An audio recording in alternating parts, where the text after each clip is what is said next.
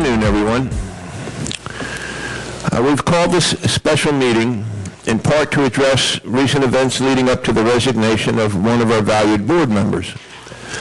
Beverly Franson was a successful candidate for the board on 2 separate occasions, and at the completion of the second year of her second term, has decided to step down from the board. Beverly Franson has served in several capacities on our committees in addition to her board service, and will remain as chair of the Long Range Planning Committee. As a board member, Beverly has helped to upgrade our personnel policies, streamline and make uniform our committee resolutions, and institute a process for the introduction of new amenity proposals, which we know as the CAMP process. That includes design requirements and plans for initial funding, operation, and maintenance. Beverly's contributions to the board far exceed her physical stature, and her energy, thoughtfulness, and hard work, and her dedication to pecan plantation will be missed. We send her our thanks and best wishes. In an effort to provide full disclosure to the membership, I will offer the following comments on the general matter of vacancies from the board. So pay attention, this is complicated. There'll be a pop quiz afterwards. Our bylaws state that a vacancy occurs when a member resigns. Legal interpretation and litigation precedence allows such resignations to be final upon acceptance, such that if not accepted immediately, a resignation may be rescinded. Further, if a member submits a letter of resignation to be effective at a future date, that resignation may be rescinded as well if submitted prior to that date. In the business world that many of us come from, and if an employee offers a resignation with a 2 weeks notice, often the business will consider the resignation to be effective immediately. But in this instance, board members are not employees but are elected volunteers, and so such resignations may be honored at the later date, allowing for the member to rescind his or her resignation. Beverly Franson's resignation has created a vacancy on the board, and that vacancy will be offered in accordance with our bylaws to Ron Liddell, who had the next highest vote total in the most recent election. Ron is also a candidate for a full 3-year term in the present election. If Ron accepts the invitation to serve the 1 year remaining on Beverly's term, he may remain as a candidate in the current election. If he loses that election, he will still have 1 year on the board.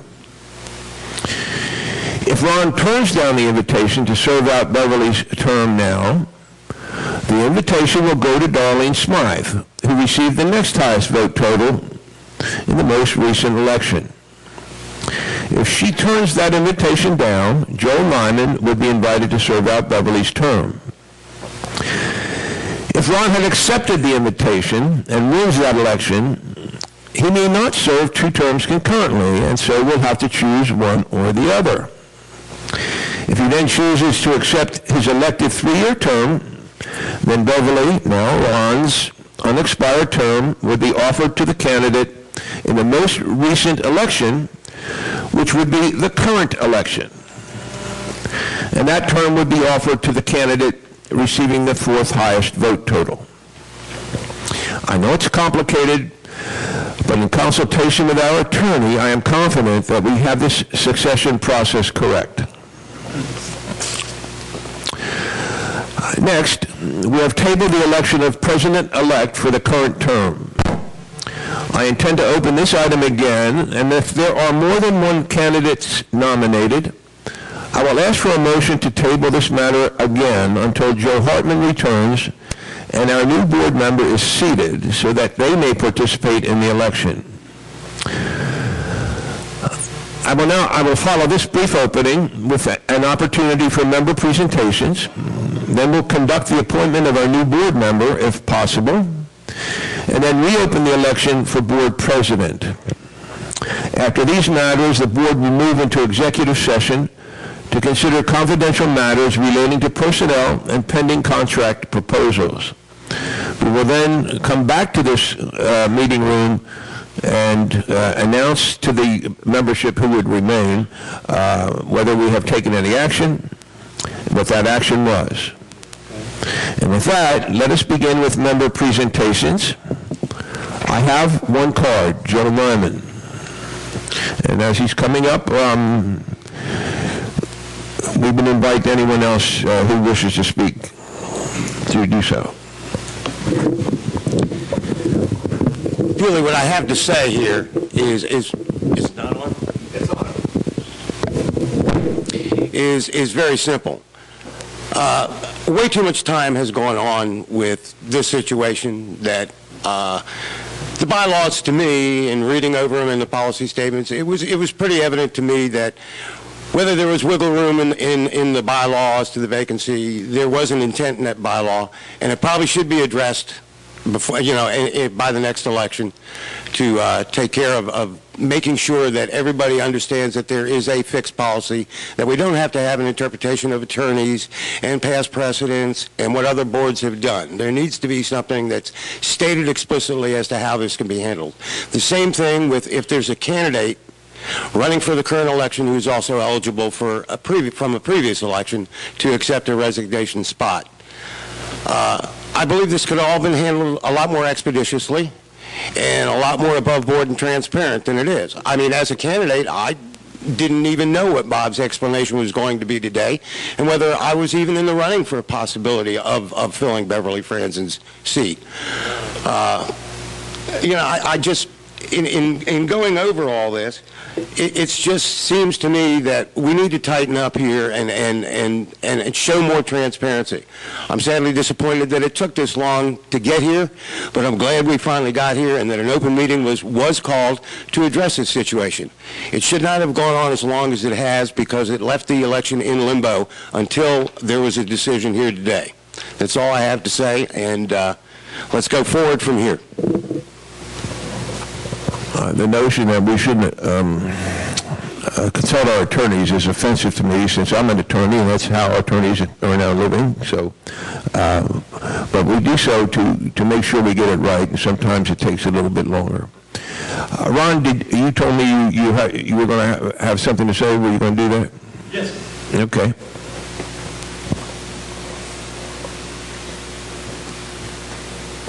You're not going to ask me questions about those procedures, are you? No. Thank you. I'm not an attorney, and I occasionally thank myself for that blessing. I just want to review my take on the situation, and if you'd like me to, I can give you my answer at this point. Okay. Beverly Franzen resigned from the board because of apparent discontent and discord on the board. That developed into unsubstantiated and false rumors concerning the reason for her resignation, which spread around the community, and that created more chaos and discord in the community. I hate drama. I really do. A board member should be a person who sets the community's wants, needs, and desires far above his personal wants, needs, and desires. One great lesson I learned, thank you. One great lesson I learned in a long military career was service above self. Now, if I accept Beverly Franzen's position on the board, I get my want. I want to be on the board. But at the same time, it's still going to cause chaos and turmoil in the community. People who have already voted are going to say, my vote was cast. I voted for Ron Liddell and I wasted a vote. Now, Bob's already explained that's not the case, but there's about 3,000 people that didn't get that word or probably won't get or won't read it. There are some who have already said the election should be tossed and we just start all over again if I take that position. I don't find that acceptable. So, putting the community above myself, Board, I'm going to respectfully decline to assume Bev Franson's position and continue as a candidate for board and hope that I can be elected by that means for full 3-year term. Thank you very much. I yield the floor. Thank you. I'm aware that the other 3 candidates are in the room, and I think because of these special circumstances, I'd invite Scott, Dick, and Christy, if you'd like to make a comment, I'd welcome that. In the meantime, again, predicting what may or may not happen, I have reached out to Darlene Smythe and explained to her that what could happen, and that if Ron turned it down, that she had the next highest vote total, and she said that she would accept the opportunity to serve out Bev Franson's turn. Darlene is not able to be here at this meeting. She had another appointment, but we will again reach out to her and confirm that she will accept that appointment, and we will have a swearing in. It does not have to be at a formal meeting, but we'll invite Darlene up to the clubhouse, and I and any 1 or 2 other board members can serve as witnesses, and that way Darlene can fill out the remainder of this month and be on the board as we move forward for the following year. Okay, so I didn't see any of the other 3 candidates. Sure, go ahead if you want. I didn't see any of the 3 candidates stand up. I just so we get the names right, Vince, can you announce who they are before? Just excuse me. Go ahead and just announce who the candidates are that are here. 5 candidates here. Use mic. I believe we do have all 5.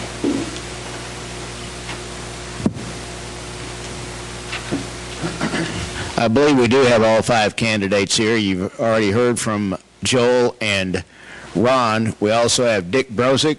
Dick, would you raise your hand or stand up? Scott Karsten, would you please stand, Scott? And Crystal David, would you please stand? And after he's through speaking, I'd like to say something. All right. Thank you.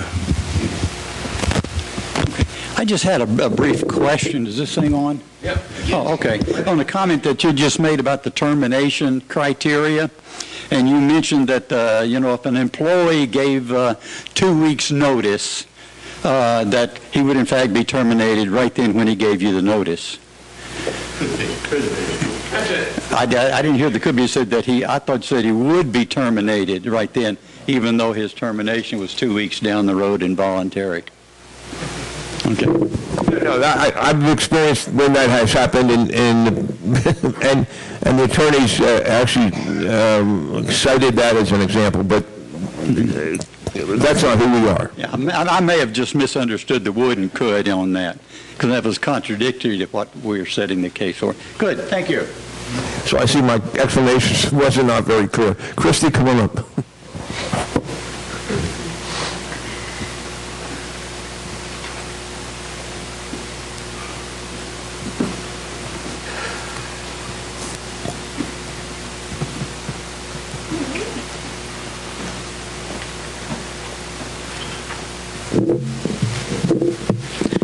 Do I need to announce my address, or are we doing that this time? My name is Christy David. I'm one of the board candidates. I know that you asked if any of us would like to speak, so I'm not speaking on behalf of any of the other candidates other than myself. For me, this election has been clouded. Obviously, we have this issue going on that's just now, it sounds like it's been resolved. And I understand that it sounds like you needed to seek outside counsel. I would just say that, speaking as a candidate, my concern was never for the individual, it was for the process. And I still feel like that process has not really been clear as to what the time that's elapsed since this first started. And I'd also like to say that I don't know many of you personally, but there are a few of you that I have had several conversations with at board meetings, different functions around the clubhouse. And I'd like to say thank you to Doug Green for being someone that's always made me feel welcome. And I'd also like to say thank you to Mr. Cote, who is someone that I have a very deep respect for, and I think he's done a great job on this board. Thanks. Thank you. Anybody on the board want to make a comment, and then we'll move on? Yeah, I'd like to make a comment if I may. I'd like to say when we received Bev's letter of resignation, we were at a board workshop. We're not allowed by our bylaws to conduct business of the board of PPOA in anything other than an advertised and public meeting, which is what we're having today. So theoretical, there are people who feel that we should have accepted and processed her resignation there on the spot. I'm not sure that was appropriate. And I would like to add, too, that nobody on the board wanted Beverly to resign. And we reached out to her and asked her to reconsider, and she did. And she withdrew her resignation. However, because of the controversy that surrounded whether or not the board should have acted on that resignation immediately or not, she finally threw in the towel and resigned. And so we have lost Bev from the board. And I think she was a good, solid board member that brought a lot to the table. Thank you, Doug. Is there any way for me to ask a question? This is open session. Why don't you go to Mike, Ms. Farmer? So thank you very much. I'm Patricia Farmer. And with that, Mr. Green, with that, Mr. Green, the process that you're referring to as far as when someone does submit the resignation, where in our bylaws, where in the process does it immediately turn over to, is it human feeling and what we're thinking about and how we want to pacify or placate certain things, or does it directly start going into the motion that we have bylaws, we have rules and regulations, we have integrity that needs to be followed? And with that, I then state, wasn't this something, or was it not something that everyone knew before the actual board meeting 2 weeks ago? Because when our fellow PPO member stood up and spoke, it was with the caveat that everyone understood that she was going to be elected board president. Something did not transpire the way it was thought to be transpired, and then she resigned before our actual BOD meeting in February.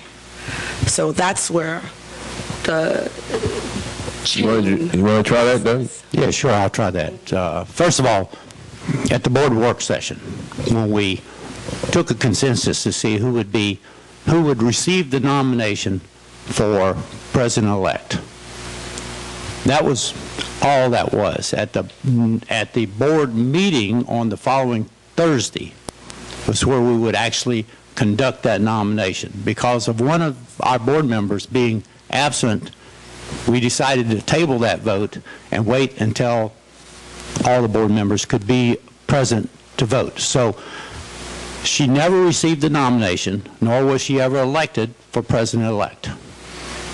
Okay? As far as whether or not we should have acted on her resignation on Thursday's board meeting, I agree with Dr. Kamen that because our bylaws are vague in places, the best thing we could do was to go to our lawyers and find out exactly what the legal opinion from them, whether or not the candidate, whether or not Ms. Franson could rescind her resignation or not.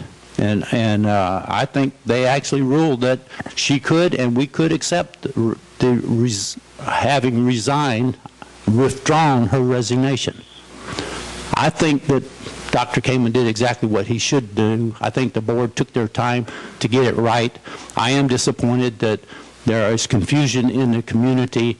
I'm disappointed that we did not communicate better with our membership, and that the people running for the board on this current election felt that they might have been compromised in their quest for election. I feel that that's not true, but I understand all that transpired. It might be interesting to note that you may think a lot of time went by between the board finding out this news. Is it not working?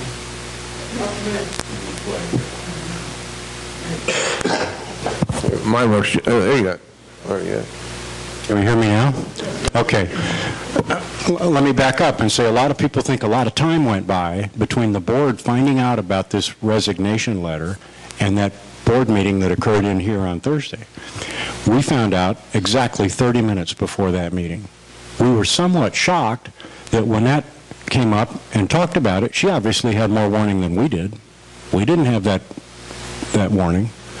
There was 30 minutes warning between when the board found out and when it was announced here publicly. And that's not enough time to handle that kind of a situation. That's a sensitive situation. Yeah, and I'm sorry that we were not able to announce to the community what was going on, but people were involved. We have bylaws that were a little vague, and rather than give out the wrong information initially, we chose to work our way through the process, and that's what this meeting is today. We're trying to be, again, as I said in my comments, in an effort to provide full disclosure. So we think we have it right, and we don't think that the resignation of a board member really did not affect, in our view, the election process. So that's where it is. I think every board member would be happy to talk to you individually about this, but I think we're confident now that we've got it right. Okay. So next on the agenda is the tabled motion to elect a president-elect, and I'd like to open the floor for nominations. Mr. President, can you hear me? Am I on? I move to nominate Doug Green for president, and the reason I'm nominating Doug is that, you know, we get elected up here. We've had a lot of turmoil here the last week or so, and we get elected here to provide some leadership, you know, and to represent the members here in what's the best interest of Pecan Plantation. You know, leadership begins with integrity, you know, and then the courage that it takes to do the right thing, even when it gets tough, all right? Doug Green is a man of integrity and a man of courage. I've known him for 2 years now, and this is why I nominate him. No one, in my view, has worked harder than Doug to learn the internals of this business. No one knows the numbers, the finances, the long-range planning, the budgets better than Doug does. And there's no one that I know of that understands the organizational structure better than Doug. There's no one that understands the accountability system for budgeting, recording transactions, and financial reporting than Doug does. No one has better business ethics or knows more about business ethics on this board than Doug does in conflicts of interest, and he's as conscientious as anybody I've ever met. So with that, I nominate Doug Green to be president to lead us into next year. Thank you. Mr. President, I'll interrupt you a second. Yeah, just a minute, Doug. I'll second that. Now, we have a motion and a second to nominate Doug. Go ahead, Doug. Yeah, I want to know. I'd like to say, first of all, I'm a little embarrassed. I think Bob's comments are way over the top. but I appreciate his support, and I'm honored that you would nominate me. I appreciate that a lot. But I would like to say that I refuse to accept the nomination for president. And I would like to nominate Roger Eads for president for next year. We have a nomination for president for Roger Eads. Do we have a second? Mr. President, I second that nomination. So I have a second. Roger, you have an opportunity to decline or accept the nomination. Just say, I accept the nomination. That would be good. That is a very open question. I will accept it if it carries. Are there any other nominations for president? Seeing none, I'd like a motion to close nominations.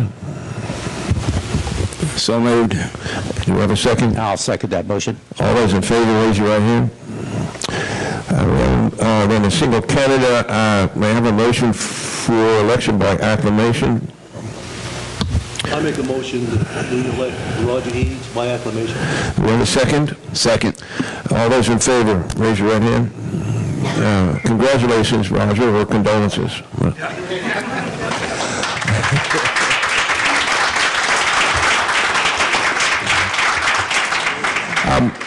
And again, the process will move in this manner. The last board meeting of this administration and board will take place, I believe, on March 1st.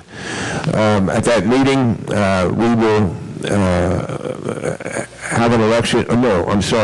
Roger will be selected as president-elect. He will be selected according to our bylaws to be president, and that's the way the bylaws read.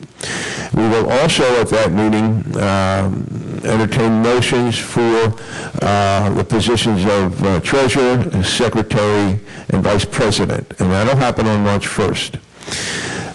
So all the officers of next year's board will be seated at the March 3rd meeting. And I said March 1st is March 3rd, I'm sorry. And then our annual meeting, I believe, is March 5th. I'm sorry, 3rd. Well, I got the numbers wrong, but so the annual meeting at March 3rd, that will be the last meeting for Ross Carnes, Dick Kite, and myself. We will step down. We will announce the winners of the current election, and those folks will be seated at that time. Did I get it right? Good. Mr. President, you don't have to sound so happy about stepping down. Well, I have a speech, but I'm going to say that until we have. I've been invited to make a presentation on Wednesday morning at the Breakfast Club. Are there any other items regarding the succession of officers and the election of officers that we have on the agenda? Ross? Just one comment that there is a town hall meeting tomorrow evening right here at 6 o'clock to discuss the different ballot initiatives. So if you didn't have a chance to attend the presentation of the PAC a few weeks ago, this is your chance to take a look at what's being proposed for this year's ballots. Thank you. Okay, I have called an executive session to discuss matters of personnel and also matters of contracts. It will be our practice when we have an executive session that we will open the open meeting, and then we will move into executive session upstairs in the conference room. Hopefully it won't take too long, and we'd invite you to stick around. That meeting will simply be a meeting about information, and I don't anticipate taking any action. So we will move to executive session. Bob, will you be coming back down? We'll be coming back, and hopefully it won't be more than a half hour. I'd like to have a little clarification on the employee, not employee, is it an employee issue or? You know, that's why we have an executive session, Bob, so I'd like to wait till we get upstairs to talk about that. All right, smoke him if you got him, as they say.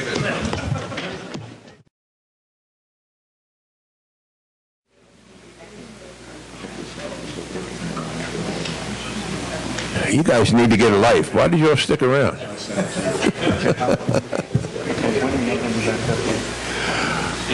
Mr. Cote is not here. He's out in the hallway, but we are going to reconvene this board meeting. We're going to announce that no business requiring a motion was conducted. And since you all stayed, if there's anybody that has anything else you'd like to say, I hate to adjourn the meeting, but that's all we got, folks, unless somebody has something burning. If not, I'd like a motion to adjourn. We have a motion, we have a second. All those in favor? Meeting's adjourned. Thank you all so much for coming.